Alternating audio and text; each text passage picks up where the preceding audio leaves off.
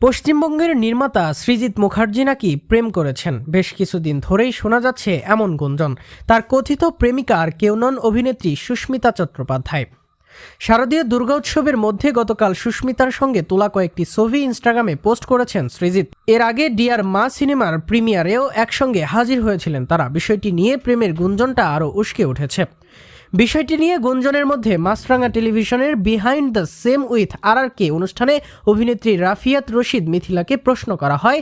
অনেকে বলেছেন সৃজিত মুখার্জি এখন আর আপনার হাজব্যান্ড বা স্বামী নয় কিনা।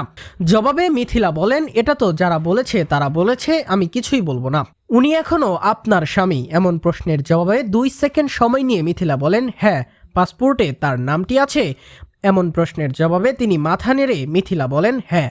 2019 সালের ডিসেম্বরে সৃজিতকে বিয়ে করেছেন মিথিলা। বিয়ের পর মেয়ে আয়রাকে নিয়ে কলকাতায় থিত হয়েছিলেন মিথিলা। আয়রাকে কলকাতার স্কুলে ভর্তিও করিয়েছিলেন। তবে 2 বছর ধরে মেয়েকে নিয়ে ঢাকায় রয়েছেন তিনি। সৃজিত মুখার্জির সঙ্গে মিথিলার দূরত্ব নিয়ে আলোচনাও রয়েছে। একসঙ্গে দুজনের ছবিও খুব একটা দেখা যায় না। 2024 সালের জুলাইয়ের পর মিথিলা আর কলকাতা যাননি। কেন যাননি জানতে চাইলে মিথিলা বলেন, ভিসা নেই। এবছরের আগস্টে ইউনিভার্সিটি অব জেনেভা থেকে আর্লি চাইল্ডহুড এডুকেশন নিয়ে PhD ডিগ্রি সম্পন্ন করেছে মিথিলা।